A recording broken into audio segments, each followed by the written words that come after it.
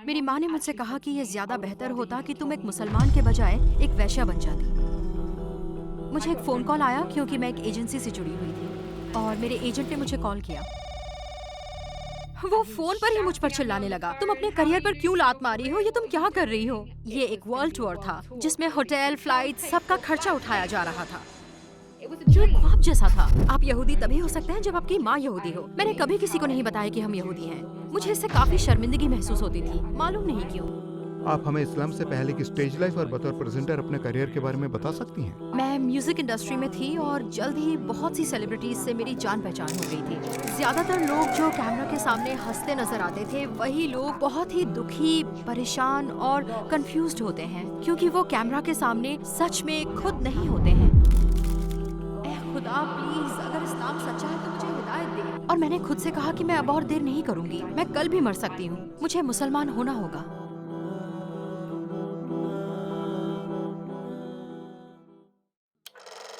अगर आपको सिर्फ एक दुआ मांगनी हो और आपको पूरा यकीन हो कि वो दुआ कबूल होने वाली है, तो आप क्या मांगेंगी? मेरे पिता अभी बिल्कुल भी ठीक नहीं है। मैं बस उनकी हिदायत की दुआ कर रही हूँ, मगर नहीं। मेरा परिवार यहूदी है। मेरे पिता ने अपनी मौत से कुछ दिनों पहले कलमा पढ़ा। अल्लाह उनकी रूह पर रहम फरमाए, आमीन। अस्सलाम वालेकुम सिस्टर खलीला लिस्टर, हमारा इनविटेशन एक्सेप्ट करने का बहुत शुक्रिया। हम आपको टुवर्ड्स इटर्निटी में अपने साथ देखकर बहुत खुश हैं। मेरा पहला सवाल यह है कि खलीला लिस्टर कौन है? क्या आप अपने बारे में कुछ बताएंगी? वालेकुम अस्सलाम। मैं नॉर्थ वेस्ट लंदन में पैदा हुई। मैं एक ऐसे घर में पली बढ़ी जहाँ मेरा पूरा परिवार परफॉर्मिंग वर्ल्ड से जुड़ा था। मेरी ग्रेट आंट, उन्होंने यूके में कई थिएटर कंपनियां शुरू की थी और उनकी मालिक भी थी। मेरी कजिन को सोनी ने साइन किया था, यही हमारी जिंदगी थी और मैं इसी माहौल में पली बढ़ी। तो बहुत कम उम्र से ही मैं स्टेज स्कूल जाने लगी। मैं हमेशा परफॉर्म करती थी। फिर जब मैं टीनेज की हुई तो मैंने बगावत कर दी। मुझे ऐसा लगता था कि मैं कहीं भी फिट नहीं बैठती थी और शायद अपने आप को जानने की कोशिश कर रही थी। फिर मैंने घर छोड़ दिया। 14 साल की उम्र में मैंने स्कूल छोड़ दिया और विभिन्न प्रकार के लोगों से मेरी दोस्ती हो गई। जाहिर है ये कोई सीधा साधा सफर नहीं था। यहाँ पहुँचने तक मुझे लंबा अरसा लगा। आस्था के मामले में आपकी जिंदगी कैसी थी? आपकी आस्था किसमें थी? मेरी फैमिली यहूदी थी। हम बिल्कुल भी धार्मिक नहीं थे। मैं बिल्कुल भटकी हुई थी। मेरे माता पिता दोनों ही एग्नोस्टिक थे और वो धर्म में नहीं मानते थे। तो हम घर में सुअर खाते हुए बड़े हुए, जो कि बिल्कुल यहूदियत के खिलाफ है। हम क्रिसमस मनाते थे और हम हकीकत में यहूदी मजहब का कोई भी त्योहार नहीं मनाते थे। इसलिए मैंने खुद को कभी भी यहूदी महसूस ही नहीं किया और ना ही मैंने कभी किसी को बताया कि हम यहूदी हैं। मुझे इससे काफी शर्मिंदगी महसूस होती थी, मालूम नहीं क्यों। खैर, मैं अब इस पर गौर करती हूँ, मगर एक लंबे समय से मुझे अपने विरासत पर कोई फक्र नहीं था। मेरी यहूदी मजहब में बिल्कुल भी आस्था नहीं थी और मैंने ईसाइयत पर भी गौर किया, मगर मैं इसे भी बिल्कुल नहीं समझ सकी। मैं समझ ही नहीं सकी 3 खुदा एक कैसे हो सकते हैं। मैं वाकई में एक खुदा में मानती थी और मैं उसे पुकारती भी थी। हाँ, शायद मुझे याद है जब हालात बहुत खराब थे, जब मेरी एक दोस्त ने आत्महत्या कर ली थी और मेरी जिंदगी में और भी बहुत सी बड़ी परेशानियां थी, तो मैं हमेशा खुदा को पुकारती थी, मगर मुझे आइडिया ही नहीं था कि मैं किसे पुकार रही हूँ। आप हमें इस्लाम से पहले की स्टेज लाइफ और बतौर प्रेजेंटर अपने करियर के बारे में बता सकती हैं? मैं म्यूजिक इंडस्ट्री में थी और इस फील्ड में काम करते रहने से जल्द ही मेरी बहुत सी सेलिब्रिटी से जान पहचान हो गई। मैं जितना इन फील्ड्स में काम करती थी, जैसे कि उनमें से एक फील्ड था BBC वन एक्स्ट्रा और कैश FM। मैं रेडियो शोज में काफी बड़ी प्रेजेंटर थी और बहुत बड़ी बड़ी सेलिब्रिटीज को होस्ट करती थी। मैं हजारों ऑडियंस के सामने स्टेज पर जाती थी और यही मेरी कमाई का जरिया था, जो कि बहुत कम उम्र से शुरू हो गई थी। ये चकाचौंध और चमक दमक वाली जिंदगी थी। हालांकि वो वैसा नहीं था जैसा दिखता था, इसीलिए मैंने इसे जल्दी छोड़ दिया। अस्सलामुअलैकुम भाइयों और बहनों, हमें एहसास है कि इस वीडियो सहित हमारे 80% दर्शकों ने हमारे चैनल को सब्सक्राइब नहीं किया है। जैसा कि आप जानते हैं, हम एक अलाभकारी संस्था हैं और हमारी वीडियो पर विज्ञापन बंद है। टुवर्ड्स इटर्निटी सिर्फ एक यूट्यूब चैनल ही नहीं बल्कि एक मदरसा भी है। यहाँ हम खुद को और युवा पीढ़ी को इस्लामी ढंग से शिक्षित करने का प्रयास करते हैं। हमारे निवेदन की केवल एक ही वजह है, सच को फैलाना। ये भले ही एक छोटा सा कदम लगे, लेकिन इंशाअल्लाह ये हमें लाखों लोगों तक पहुँचने में मदद करेगा। अब चलिए लाइक और सब्सक्राइब बटन दबाते हैं और मिलकर इटर्निटी की ओर बढ़ते हैं।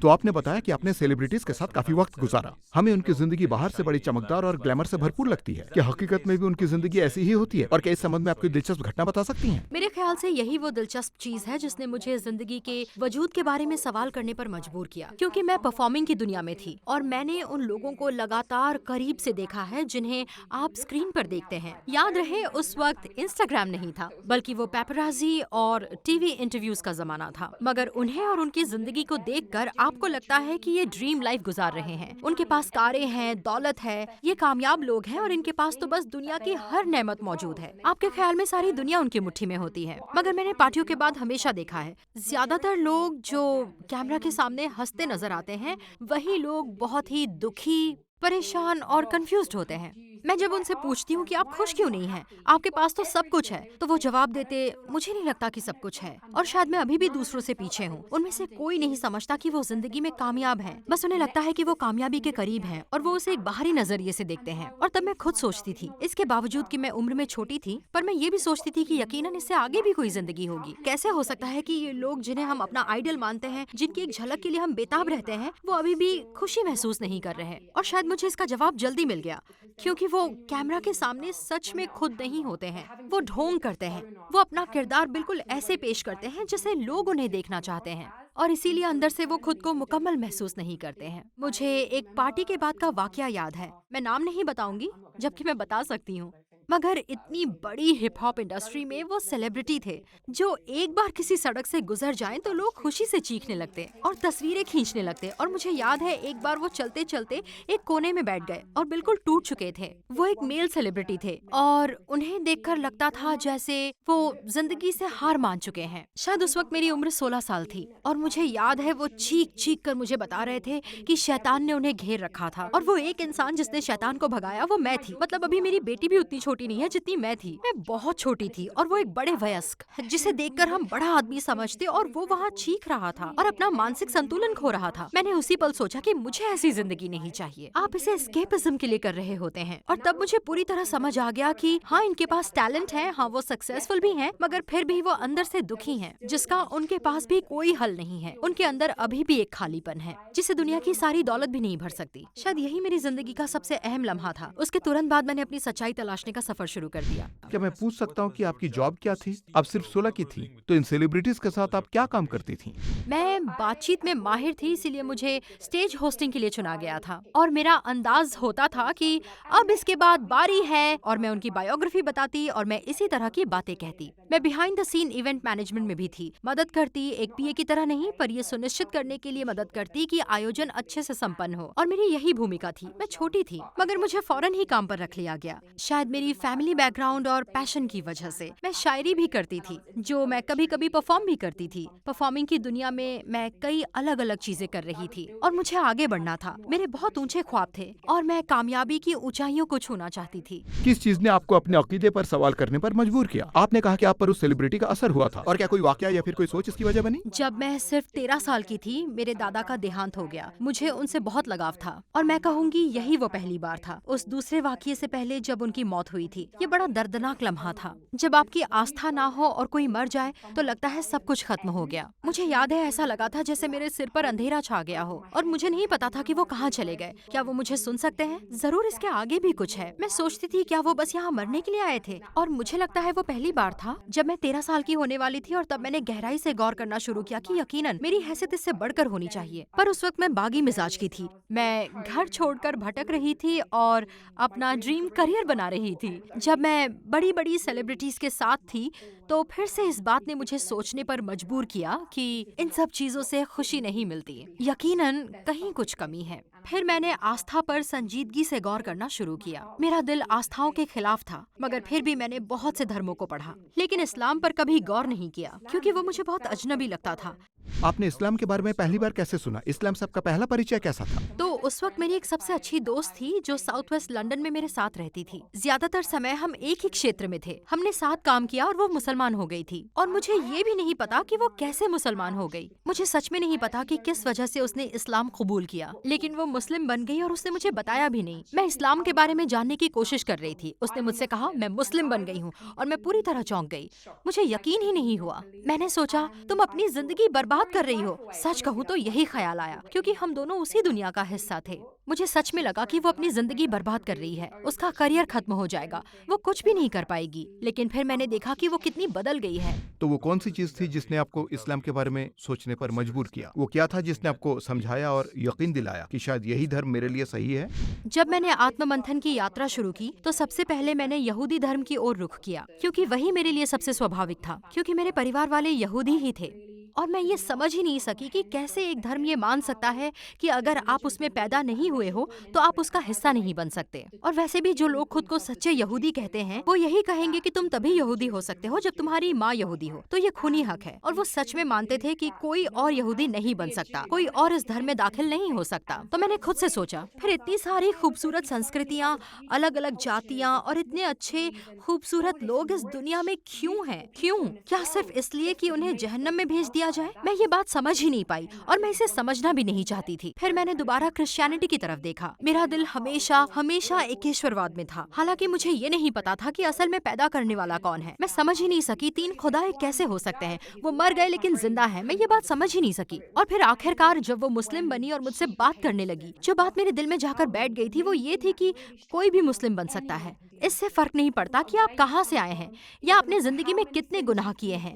और मैंने सच में ये समझा कि ये ऐसा धर्म है जो आपको जज नहीं करता। जब तक आप एक खुदा पर ईमान रखते हो और सभी नबियों और रसूलों को मानते हो, हर किसी को एक मौका मिलता है। और मैंने बस यही सोचा, जरूर यही सच्चाई है। अगर हमारी मंजिल जहन्नम में ही होती तो खुदा हमें क्यों बनाता? तो फिर मुस्लिम बनने के लिए वो कौन सी बात थी जिसने आपको आखिरी कदम उठाने पर मजबूर किया? मैं दुआ करती रही। मैं तो फजर के वक्त भी अपनी दोस्त के साथ उठ जाया करती थी क्योंकि मैं उसी के साथ रह रही थी। वो मुसलमान होकर फजर की नमाज पढ़ती थी, वजू करती थी और मैं उसके पीछे बस बैठ जाती थी। मैं अपने हाथ उठाकर बस यही कहती, ए खुदा, अगर इस्लाम में सच्चाई है तो मुझे हिदायत दे। और मैं कोई निशानी मांगती रहती थी, बस कोई इशारा चाहिए था। अल्लाह जानता है कि किसे क्या चाहिए होता है। और फिर उस वक्त मुझे एक सपना आया और उस सपने ने मुझे अंदर तक हिला कर रख दिया। उस सपने में मुस्लिम होना गुनाह था और मैं उस सपने में मुस्लिम थी। मैं और बहुत से लोग जेल में थे सिर्फ इसलिए कि हम मुस्लिम थे, क्योंकि मुस्लिम होना वहाँ एक बहुत बड़ा जुर्म था। हमें कैद कर लिया गया था और जेल भारी भरकम बंदूकों से लैस गार्ड से भरी हुई थी। और वो जगह सच में बहुत डरावनी थी, काफी अंधेरी और पुरानी जगह थी। हर तरफ चूहे दौड़ रहे थे और अगर खुशकिस्मती से आपको बाहर निकाला भी जाता तो वहाँ चहलकदमी करने, दौड़ने या कसरत इत्यादि करने के लिए एक बड़ा सा कोर्टयार्ड था और आंगन के दूसरी तरफ एक बाड़ दिखाई देती थी और उस बाड़े के पीछे बहुत सारे मुसलमान थे और वो वहाँ सुरक्षित थे। गार्ड्स उन्हें छू भी नहीं सकते थे। वो सुरक्षित थे। उनके पास बैनर थे जिन पर लिखा था कि वो मुसलमानों को छुड़वाने के लिए विरोध प्रदर्शन कर रहे हैं और वो सुरक्षित जगह पर हैं। और वो चीख कर कह रहे थे, ला इलाहा इल्लल्लाह। और कुछ लोग वहाँ से भागने में कामयाब हो गए। जो वहाँ से निकल पाता वो आजाद हो जाता था। तो मैं योजना बना रही थी कि हम खुद को कैसे बाहर निकाल सकते हैं,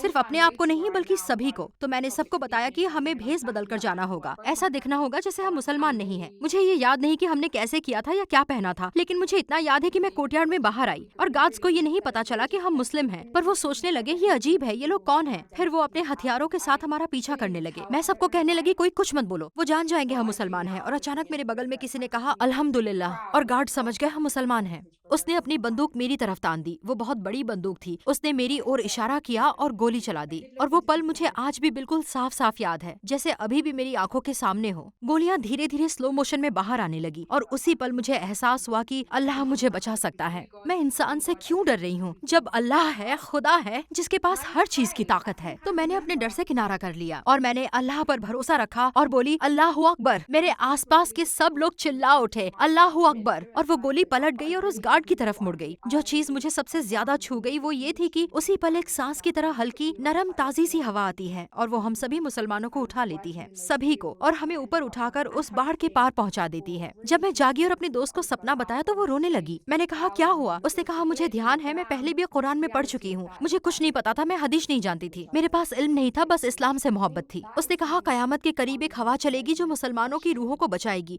और उन्हें उठा ले जाएगी। मैं समझ गई, यही तो सत्य है। मैं वास्तव में इस ख्वाब की गहराई को पूरी तरह समझ गई और मैंने अपने आप से कहा अब मैं और देर नहीं कर सकती, मैं कल भी मर सकती हूँ, मुझे मुस्लिम बनना होगा। और मुझे नहीं लगता कि एक हफ्ता भी बीता होगा और मैंने शहादा ले ली। आपने शहादा कैसे ली? क्या आप उसी मस्जिद में गईं? ये सब कैसे हुआ और आपको कैसा महसूस हुआ? मैं बेकर स्ट्रीट स्टेशन गई, मैं ट्रेन से उतरी, फिर टिकट बैरियर से बाहर निकली और मुझे याद है वहाँ 3 बहनें खड़ी थी जिनके हाथों में बड़े बड़े फूल थे और उनके पास मेरा पहला हेडस्कार्फ था और उन्होंने पहनने में मदद की। और फिर वो मुझे रीजेंट्स पार्क मस्जिद, बेकर स्ट्रीट मस्जिद में ले गई जो सेंट्रल लंदन में एक बड़ी और खूबसूरत मस्जिद है। और मैं नीचे इमाम साहब के ऑफिस में गई और उन्होंने मुझसे अपने साथ कलमा दोहराने को कहा और तभी मैंने शहादा पढ़ी। मुझे ऐसा लगा जैसे मैं दोबारा पैदा हुई हूँ। मुझे ऐसा महसूस हुआ जैसे मेरा हर गुनाह, हर बुरा अनुभव मुझसे दूर हो गया और मेरे पास एक बिल्कुल नई शीट थी। मुझे डर लग रहा था क्योंकि मुझे नहीं पता था कि मैं आगे कैसे चलूंगी, मैं क्या करूंगी, कहाँ जाऊंगी और यहाँ तक कि मेरे परिवार वालों का क्या रिएक्शन होगा। और मुझे डर भी लग रहा था क्योंकि जब मैंने शहादा लिया तो इमाम साहब ने मुझसे ईमान के 6 स्तंभ पूछे और मुझे बिल्कुल नहीं पता था वो क्या होते हैं। तो मुझे लगा या अल्लाह मैं मुसलमान नहीं बन सकती। मगर फिर उन्होंने मुझे समझाया जो उस दिन से लेकर अब तक यानी 17 सालों से मेरे दिल में बसी हुई है। उन्होंने कहा अगर आप समुद्र में अपनी उंगली डाले तो उंगली पर आने वाली ज्ञान की बूंद ज्ञान के उस समुद्र के मुकाबले कुछ भी नहीं, जिसे आपको अपनी बाकी की जिंदगी में सीखना है। आप कभी सीखना बंद नहीं कर सकते, ये हमेशा सीखते रहने का सफर रहेगा। हमें कुछ नहीं पता होता, अल्लाह के पास हर चीज का इल्म है।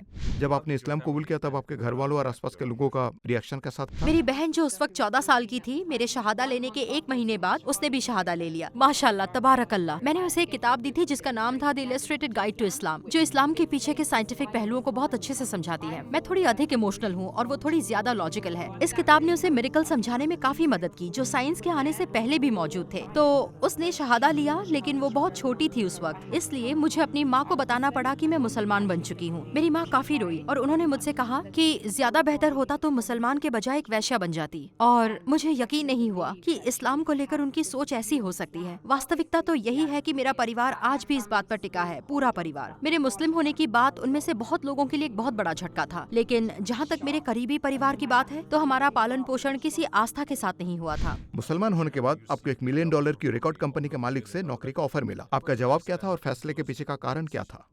हाँ, मुझे एक फोन कॉल आया क्योंकि मैं एक एजेंसी से जुड़ी हुई थी। मेरे एजेंट ने मुझे कॉल किया और कहा तुमने कर दिखाया। मैंने कहा कर दिखाया? क्या कर दिखाया? उसने कहा तुमने कर दिखाया, तुम्हें वो जॉब मिल गई है। स्टूडियो में लंबे घंटे काम करना, रिहर्सल करना, उन्होंने तुम्हें चुन लिया है। और यानी ये कि सैकड़ों लोगों ने इस जॉब के लिए अप्लाई किया था और मुझे चुना गया। ये एक टूर होने वाला था और मुझे एक बहुत बड़ी सेलिब्रिटी को होस्ट करना था और मुझे उस सेलिब्रिटी की परफॉर्मेंस से पहले और बाद में स्टेज पर जाना था, लोगों को जोश दिलाना था, उनसे बातचीत करनी थी। साथ ही मेरी लिखी कोई पोइट्री भी पढ़ने का मौका मिलने वाला था। ये एक वर्ल्ड टूर होने वाला था जिसमें होटल, फ्लाइट, सब कुछ का खर्चा उठाया जा रहा था। ये ख्वाब जैसा था। मैं एक्साइटेड थी और मुझे यकीन नहीं हो रहा था। और फिर अचानक मुझे याद आया, अल्हम्दुलिल्लाह मैं मुसलमान हूँ। मैंने उससे कहा मैं ये नहीं कर सकती। वो फोन पर ही चीखने लगा, तुम अपने करियर पर लात कैसे मार सकती हो, तुम ये क्या कर रही हो? लेकिन मुझे अंदर से पूरा यकीन था कि मैं ये नहीं कर सकती। उस वक्त मुझे बिल्कुल अंदाजा नहीं था कि बतौर मुस्लिम मैं अपनी आवाज का इस्तेमाल कैसे जारी रख सकती हूँ। इसलिए मैंने उस दिन के बाद तब तक लंबे समय के लिए हर काम छोड़ दिया जब तक मैं ये नहीं समझ गई कि मैं इसे फिर से कैसे शुरू कर सकती हूँ। लेकिन इस बार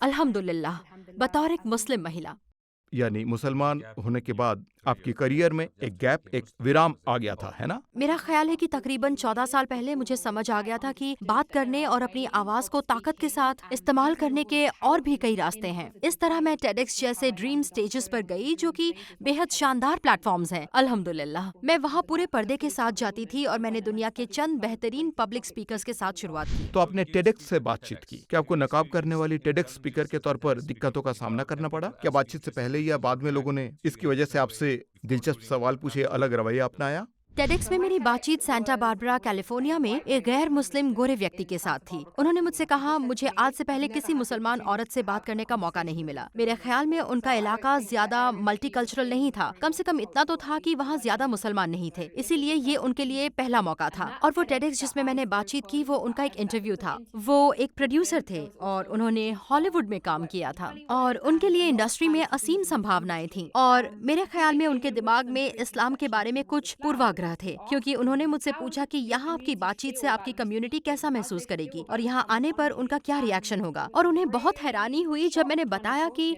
हजरत खदीजा एक एंटरप्रेन्योर थी, वो एक बिजनेस वुमन थी और वो हमारी रोल मॉडल है, हमें उनसे मोहब्बत है। और वो कमाल की औरत थी, एक मजबूत औरत थी। और वो आश्चर्यचकित होकर हंस पड़े। उन्हें बहुत आश्चर्य हुआ कि उस महिला ने हमारे पैगंबर से शादी की थी जो कि एक बिजनेस वुमन थी। और मेरा तो ऐसे बहुत से लोगों से सामना हुआ है जिन्होंने टेडेक्स पर मेरी गुफ्तगू सुनी और मुझे मैसेज करके कहा कि इससे तो मेरी सोच बिल्कुल बदल गई है। और एक ऐसे प्लेटफॉर्म पर बात करना जिसके 1 बिलियन से ज्यादा व्यूअर्स हों और एक ऐसे टॉपिक को सामने लाना जो कल्चरल मिसकंसेप्शंस को दूर करने के लिए बहुत जरूरी हो, वाकई ये एक शानदार पल था। और मैंने ये जाना कि अल्लाह सदैव ही आपको आपके त्याग के लिए जो आपने अल्लाह के खातिर किया है उससे बेहतर बदला देते हैं। और यही वो मौका था जिसने मुझे साबित किया कि जब मैंने अल्लाह के लिए सेलिब्रिटी से बात करना छोड़ा, अल्लाह इसे कबूल करे तो मुझे इससे बेहतर चीज से नवाजा गया। जो लोग इस्लाम कबूल करने का फैसला नहीं कर कर पा रहे हैं, उनके कुछ कंसर्न्स हो सकते हैं। वो बोलते हैं कि अगर मुसलमान बना तो जिंदगी के मजे नहीं ले पाऊंगा। तो हमें ये बताएं कि क्या इस्लाम लाने के बाद आपकी जिंदगी बोर हो गई है? हो सकता है लोग बाहर जाने और पार्टियों वगैरह में जाने के बारे में सोचते हों, मगर मैं आपको ईमानदारी से बता सकती हूँ कि वो दिन मेरे सबसे बुरे दिनों में से एक थे। इसके बावजूद कि ये बाहर से बहुत खूबसूरत नजर आता था, बल्कि ऐसा बिल्कुल नहीं था, क्योंकि आपका अंदर खाली होता है। और यहाँ तक कि मुश्किल आजमाइशों में भी, तब भी जबकि मेरी शादी टूट गई और मुझे पता नहीं था कि बच्चों को फीड कहाँ से करूँ, और मैं बहुत बहुत संकट और बुरी सिचुएशन में थी। ये इस्लाम की रोशनी थी जिसने मुझे संभाला, जिसने मुझे जिंदा रखा। ईमान की खुशी की जगह कोई और चीज बिल्कुल नहीं ले सकती। इसकी तुलना तो किसी और चीज से हो ही नहीं सकती। हाँ, संघर्ष तो रहेगा हमेशा, ये जीवन एक परीक्षा है, मगर सच्ची खुशी ईमान में ही है, और पश्चिमी दुनिया की आजादी से इसकी तुलना नहीं हो सकती। हमारे साथ वो लम्हा शेयर करें जब उन मुश्किल दिनों में आपने दुआ की और अल्लाह के साथ बहुत मजबूत जुड़ाव महसूस किया। बताइए। जब आप सिंगल मॉम होते हैं तब ये एक डरावने ख्वाब जैसा होता है। एक पर्दा करने वाली औरत के तौर पर आपको लग सकता है कि आप कुछ नहीं कर पाएंगी। लोगों की एक सोच होती है कि अगर घर टूटा तो बच्चे भी टूट जाते हैं। और मैं अल्लाह से फरियाद करती थी, क्योंकि मैं जानती थी कि बिस्मिल्लाह मुझे इन शादियों को खत्म करना होगा। और मैं अल्लाह से दुआ करती थी कि मुझे ताकत दे और मेरे बच्चों को बरकत और हिफाजत अता फरमाए। अगर आपको सिर्फ एक दुआ मांगनी हो और यकीन हो कि वो कबूल होने वाली है, तो आप क्या मांगेंगी? मेरे पिता अभी बिल्कुल भी ठीक नहीं हैं। मैं बस उनकी हिदायत की दुआ कर रही हूँ, मगर नहीं, मुझे और मेरे परिवार और मेरे प्यारों को जन्नत नसीब फरमाए, आमीन। बस यही, मैं इस जिंदगी के लिए दुआ नहीं करना चाहती। ये जिंदगी बस एक इम्तिहान है। मेरी दुआ बस यही होगी, खास तौर पर मेरे पिता के बारे में, जिस हाल से वो गुजर रहे हैं। और मैं समझ चुकी हूँ हम जन्नत में अपने प्यारों से मिलने की कितनी चाहत रखते हैं। सिस्टर खलीला लिस्टर, आपके जवाबों के लिए बहुत बहुत शुक्रिया। हमने आपकी जिंदगी से बहुत कुछ सीखा। आमीन, जज़ाकल्लाह खैर। आपका शुक्रिया इस चैनल पर मुझे बुलाने के लिए, और जो बेहतरीन काम आप कर रहे हैं, अल्लाह कबूल करे।